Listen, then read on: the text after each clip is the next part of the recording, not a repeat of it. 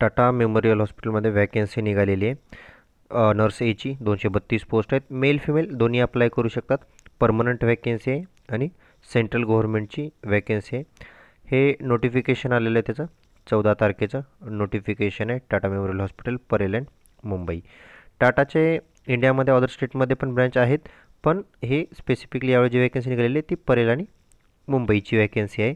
तर एक तर हे सेंट्रल गव्हर्नमेंटची वॅकन्सी आहे आणि दुसरं म्हणजे परमनंट वॅकन्सी आहे। माझे काही फ्रेंड्स आहेत इथं वर्किंगला ऑलरेडी परेल आणि खारघरला पण। तर हे कॅन्सरचं एक सगळ्यात मोठं सेंटर आहे आपलं इंडियामधलं, त्याच्यामुळं इथे लोड पण थोडा जास्त असतो। वर्कलोडच्या बाबतीत म्हटलं तर थोडं जास्त असतं, पण ठीक आहे। सेंट्रलची वॅकन्सी असल्यामुळे पेमेंट पण चांगलं आहे। सेंट्रल गव्हर्नमेंटचंच केलं आहे, सर्व सेंट्रल गव्हर्नमेंटचंच पेमेंट आहे, परमनंट वॅकन्सी आहे। तर सगळ्यात पहिलं बघू, मेल फिमेल दोन्ही अप्लाय करू शकतात। सगळ्यात पहिलं फिमेलसाठी बघा, फिमेल नर्स ए। आता याच्यामध्ये हे 31, आता ह्याच्यामध्ये मी डिवाईड करून सांगितले की मुंबईमध्ये पण 2 सेंटर आहेत। मी तुम्हाला म्हणलं तसं, एक परेलला आहे, हे TMH Tata memorial hospital Mumbai हे परेलचं आहे, ठीक आहे। आणि हे ॲक्टॅक हे खारघरचं आहे। तर मुंबईमध्ये 2 आहे ते। तर आता स्पेसिफिकली फिमेलसाठी जर वॅकन्सी म्हणलं तर अनरिझर्वडची बघा, TMCला म्हणजे परेलला 31 आहेत अनरिझर्वडमध्ये आणि खारघरला 44।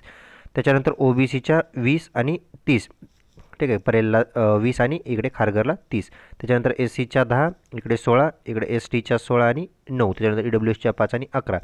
असं टोटल जर काउंट केलं तर जवळपास ह्या 82 आणि हे 110, जवळपास 192 हे पोस्ट होतात फिमेलसाठी। आता याच्यामध्ये बघा, लेवल 7चं सेंट्रल गव्हर्नमेंटचा पेस केलं आहे, लेवल 7चा। त्याच्यानंतर पे मॅट्रिक्स 44,900 लेवल 7 प्लस आपले अलाउन्स ॲप्लिकेबल, बाकी सर्व त्याच्यामध्ये अलाउन्स ॲड होतील। तर एक स्टार्टिंग पेमेंट जर म्हणलं तर 90K जाईल, 90,000 प्लस तुमचं अप्रॉक्स पेमेंट जाईल की स्टार्टिंग पेमेंट, ठीक आहे। त्याच्यानंतर आता ह्याच्यासाठी क्वालिफिकेशन काय लागणार आहे, क्रायटेरिया बघा। एज्युकेशन क्वालिफिकेशन याच्यामध्ये एक तर general nursing and midwifery plus diploma in oncology. आता कॅन्सर हॉस्पिटल असल्यामुळे ऑन्कोलॉजीमध्ये ते डिप्लोमा मागत आहेत। जर तुमचं GNM असेल तर, और किंवा जर GNM नसेल तर BSc किंवा पोस्ट बेसिक BSc।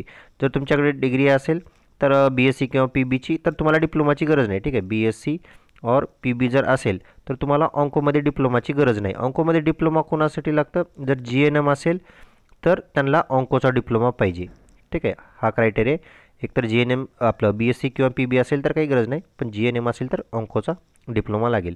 हा झाला फर्स्ट क्रायटेरिया। त्याच्यानंतर next, candidate who have done diploma. अच्छा, त्याच्यानंतर candidate should be eligible to register with Indian registration, ठीक आहे। इन शॉर्ट काय, रजिस्ट्रेशन झालेलं पाहिजे। त्याच्यानंतर next, candidate who have done diploma in nursing oncology in TMC and सर्व इन एंटायर। हे एज रिलॅक्सेशन आहे, 5 वर्ष एज रिलॅक्सेशन मिळतं जे तिथं बॉन्डेड वगैरे कामाला आहेत कॉन्ट्रॅक्टवर, किंवा ज्यांनी तिथून डिप्लोमा वगैरे केलेला आहे ऑन्कोचा ऑलरेडी। कॅन्सर हॉस्पिटल आहे तर ऑब्व्हियसली तिथं ऑन्कोचा डिप्लोमा पण तिथं चालू असतं, तिथं एज्युकेशन पण मिळतं। तर तिथं जर तिथून डिप्लोमा केला असेल तर 5 वर्ष एज रिलॅक्सेशन पण मिळतं, ओके। त्याच्यानंतर नेक्स्ट, इसेन्शियल एक्सपिरियन्स। आता कंपल्सरी एक्सपिरियन्स पण लागलेला। तर एक्सपिरियन्स किती आहे बघा, 1 year clinical experience in 50 bedded hospital. हा 1 इयरचा एक्सपिरियन्स कंपल्सरी पाहिजे, कोणी असो, मग ते GNM असेल तुमचं, BSc असेल किंवा PB असेल, कोणतंही असो। 1 इयर एक्सपिरियन्स, क्लिनिकल एक्सपिरियन्स सगळ्यांसाठी पाहिजे आणि क्लिनिकलचाच पाहिजे, टीचिंगचा वगैरे नाही चालणार। आणि तो पण 15 बेडेड आपलं 50 बेडेड हॉस्पिटलचा, ठीक आहे। त्याच्यानंतर हिपॅटायटिस B वॅक्सिन घेतलेलं पाहिजे, त्याचं सर्टिफिकेट, ठीक आहे। त्याच्यानंतर जॉब लोकेशन काय, तर job location Tata memorial hospital Parel. हा मी जे तुम्हाला म्हणलं होतं ना TMH, हे परेलचं आहे। हे जे मी आता तुम्हाला वॅकन्सी दाखवलं होत्या, ह्या TMH हे परेलचं आहे आणि हे खारघरचं आहे ट्रॅक। तर हे 2 लोकेशन आहेत आणि त्याच्या जागेचं डिवायडेशन मी सांगितलं कुठे किती पोस्ट आहेत, ठीक आहे। हे झालं फिमेलसाठी। त्याच्यानंतर नर्स आहे। आता मेल कॅन्डिडेट पण अप्लाय करू शकतात त्याच्यामध्ये। तर जागा बघा किती आहेत, अनरिझर्वडला 6 आहेत, इथं अनरिझर्वडला 12 आहेत। हे दोन्ही सेम, मी आता म्हटलं तुम्हाला तसं TMH जे परेलचं आहे ते आणि खारघर ॲक्ट्रॅक। तर इथं परेलला किती आहेत, 6 जागा आहेत आणि ॲक्ट्रॅकला 12। त्याच्यानंतर OBCला 3 आहेत आणि इकडे 7 आहेत खारघरला। SCला 2 आहेत, याला परेलला आणि खारघरला 4। त्याच्यानंतर STला 1, इथे STला 2, इथे EWSला 1 आणि इथे 2। असं काउंट केलं तर टोटल याच्यामध्ये परेलला TMHमध्ये आहेत 13 आणि इकडे ॲट्रॅकमध्ये आहेत 27, असं टोटल काउंट केले तर जवळपास 40 जागा आहेत या. ठीक आहे, तर इथे मेल कॅन्डिडेट पण अप्लाय करू शकतात. त्याच्यानंतर एज लिमिट ॲज ऑन 14/11. ठीक आहे, एज लिमिट किती आहे याची 14 तारखेपर्यंत. ठीक आहे, आता 14 तारखेला याची फॉर्म झाली, 14/11ला तुमचं 30 वर्ष एज पाहिजे मॅक्झिमम. आता हे अनरिझर्वडसाठी आहे. बाकी एज रिलॅक्शन कॅटेगरी वाईज मिळेल, मी तुम्हाला खाली दाखवतो. ते वर पण सेम आहे. आय थिंक वर पॉईंट मिस झाला. हां, हा वाला वर पण बघा सेम पॉईंट आहे. 14 तारखेला 30 इयर एज लिमिट आहे. त्याच्यानंतर तुमचं कॅटेगरीचं रिझर्वेशन हे मिळेल. आता मी तुम्हाला खाली दाखवतो कोणत्या कॅटेगरीला किती रिझर्वेशन आहे. तर 30 हे अनरिझर्वडसाठी झालं.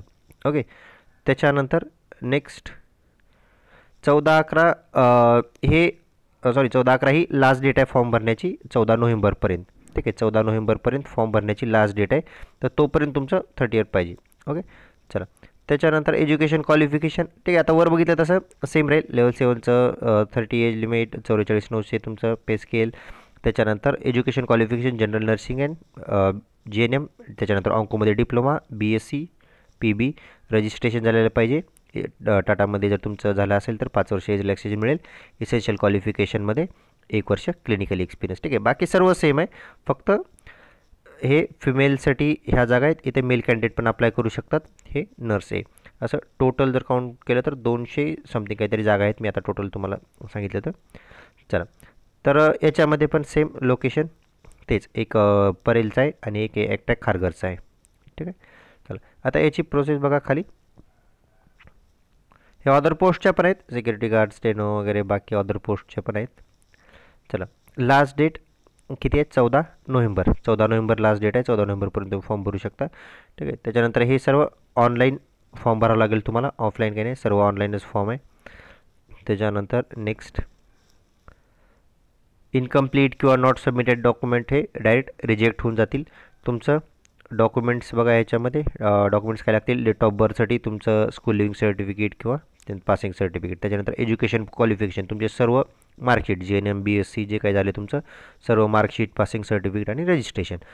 त्याच्यानंतर एक्सपिरियन्स सर्टिफिकेट. एक्सपिरियन्स कंपल्सरी आहे, त्याच्यामुळे तुम्हाला एक्सपिरियन्स कंपल्सरी लागेल. तर एक्सपिरियन्स सर्टिफिकेट तुम्ही जिथं पण काम केलं तिथं क्लिअरली मेन्शन केलेलं पाहिजे. एक्सपिरियन्स सर्टिफिकेटमध्ये तुम्ही जॉईन कधी केलं आणि रिलीव्ह कधी झाले. ठीक आहे, तेवालं. त्याच्यानंतर करंट एम्प्लॉयमेंट, जर तुम्ही सध्या जॉबला वगैरे असाल तर तुमचं अपॉइंटमेंट लेटर, पे स्लिप हेवालं लागेल. Okay, caste certificate. कॅटेगरीमधून अप्लाय करताय तर तुम्हाला कास्ट सर्टिफिकेट लागेल. SC ST आपलं सेंट्रलचं कास्ट सर्टिफिकेट. ठीक आहे, आणि OBC सेंट्रलचं OBC काढून घ्या. नसेल कोणाचं तर सेंट्रलचं OBC लागतं, स्टेटचं चालत नाही. ठीक आहे, मी ह्याच्या आधी पण भरपूर वेळेस सांगितलेलं आहे, काढून घ्या. वर्षात ते एकदा काढावं लागतं. OBC सर्टिफिकेट जे कॅन्डिडेट OBCमध्ये आहेत त्यांनी दरवर्षी 1 एप्रिलला सर्टिफिकेट, 1 एप्रिल झालं की नवीन सर्टिफिकेट काढून घ्यायचं. ते 31 मार्चला दरवर्षी सर्टिफिकेट एक्सपायर होतं. ठीक आहे, नवीन काढून घ्यायचं आणि तेच सर्टिफिकेट नॉन क्रिमिनल OBC म्हणजे तेच नॉन क्रिमिनल सेंट्रलचं त्याच्यामध्येच येतं. ठीक आहे, तेवालं.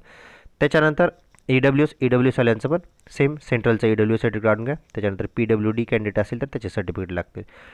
त्याच्यानंतर नेक्स्ट आहे थ्रू प्रॉपर चॅनल.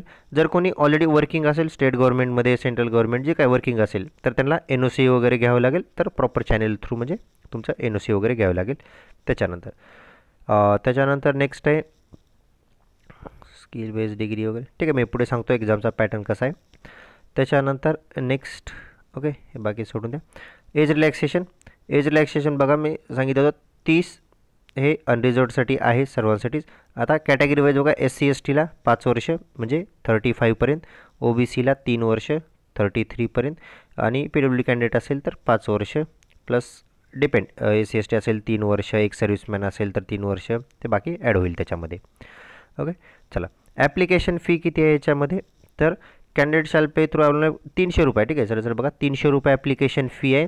ते पण कोणासाठी आहे? मेल कॅन्डिडेटसाठी फक्त. ठीक आहे, बाकी SC ST कॅन्डिडेट मग मेल असो फिमेल असो कोणी असो. ठीक आहे, मेल फिमेल आणि SC ST कॅन्डिडेट यांच्यासाठी क्लिअरली आणि एक सर्व्हिसमॅन आणि PWD ज्यासाठी फी नाही आहे. ठीक आहे, 0 फी आहे, त्यांना फी नाही आहे. ठीक आहे, बाकीच्या कॅन्डिडेटसाठी किती? 300 रुपये फी आहे. ओके, चलो नेक्स्ट. बेनिफिट्स बघा, आता बेनिफिट्स तर सेंट्रल गव्हर्नमेंटचे सर्व मिळतील तुम्हाला. अलाउन्स मिळतील, training development, medical facility, accommodation, retirement benefit सर्व सेंट्रल गव्हर्नमेंटच्या पॉलिसीप्रमाणे सर्व तुम्हाला मिळतील. बाकी ट्रान्सफर बघा, ट्रान्सफर तुम्हाला मिनिमम 5 वर्ष त्या सेंटरला करावं लागेल. जर इव्हन तुम्हाला दुसरीकडे जरी कुठं ट्रान्सफर पाहिजे असेल दुसऱ्या सेंटरला वगैरे, पण तुम्हाला ॲटलीस्ट 5 वर्ष तरी तिथं सर्व्हिस करावं लागेल. त्याच्यानंतर तुम्ही ट्रान्सफर पाहिजे असेल तर घेऊ शकता. ठीक आहे, कंपल्सरी करणार नाही ते, पण तुम्हाला पाहिजे असेल तर तुम्ही मिनिमम 5 वर्षानंतर तुम्ही अप्लाय करू शकता त्यासाठी. ओके. त्याच्यानंतर नेक्स्ट एक्झामचा मोड पॅटर्न कसा आहे बघा. 1 2 3 पोस्ट म्हणजे नर्सिंग आपल्या ह्याच्यामध्ये येतं स्टार्टिंगलाच होतं. तर बघा मोड ऑफ सिलेक्शन काय राहील, written examination of and skill test. आता ह्याच्यामध्ये बघा 100 ह्याचे 100 क्वेश्चन 100 मार्क्सची क्वेश्चन असते, एक्झाम असते ऑनलाईन. ठीक आहे, ही ऑनलाईन एक्झाम होईल. त्याच्यानंतर स्किल टेस्ट पण असते, पण स्किल टेस्ट ही क्वालिफाईंग लेवलची असते फक्त. ठीक आहे, तुमचं मेरिट हे जे 100 मार्काची जी एक्झाम होणार आहे 100पैकी, त्याच्यापैकीच मेरिट लागेल तुमचं. ठीक आहे, त्या मार्कवरच तुमचं सिलेक्शन होईल. पण तुम्हाला स्किल टेस्ट जी आहे ती स्किल टेस्ट क्वालिफाय व्हावं लागेल. स्किल टेस्ट ही क्वालिफाईंग आहे फक्त. ठीक आहे, मी याच्यावर जे फ्रेंड्स माझे आहेत ऑलरेडी, मी त्यांच्याकडून क्वेश्चन वगैरे घेऊन आपण त्याच्यावर सेपरेट एक व्हिडिओ बनवू नंतर, की कसा पॅटर्न राहील एक्झामचा, काय क्वेश्चन वगैरे आहेत माझ्याकडे काही आहेत त्यांनी सेंड केलेले, मी ते पण त्याचा एक सेपरेट व्हिडिओ बनवेन नंतर. तर एक्झामचा पॅटर्न कसा राहील, त्याच्यानंतर स्किल टेस्टला काय विचार ते आपण नंतर डिस्कस करू. ठीक आहे, तर एवढं लक्षात ठेवा की 2 एक्झाम होतील. तुमचं सिलेक्शन याच एक्झामवर होईल. 2 स्टेजमध्ये एक्झाम होईल फक्त. एकच एक्झाम आहे हे 100 मार्काची, त्याच्यानंतर स्किल टेस्ट आहे जी तुम्हाला फक्त क्वालिफाय व्हायची. ओके, चल नेक्स्ट. ओके, चला इतकंच होतं. तर तुम्ही हे TMC.gov.वर जाऊन फॉर्म भरू शकता. वाटलं तर ह्याच्यासाठी एक मी सेपरेट फॉर्म कसा भरायचा त्याचा एक व्हिडिओ बनवून नंतर सेपरेट. ठीक आहे, ह्याच्या व्यतिरिक्त काही डाऊट्स असतील तर डिस्क्रिप्शनमध्ये लिंक आहे तिथं ग्रुपची, तिथं जॉईन करून तिथं विचारू शकता काय ॲड असतील तर. बाकी मग नेक्स्ट व्हिडिओमध्ये मी ॲड करेन तुमचे डाऊट्स वगैरे काय असतील ते क्लिअर करेन.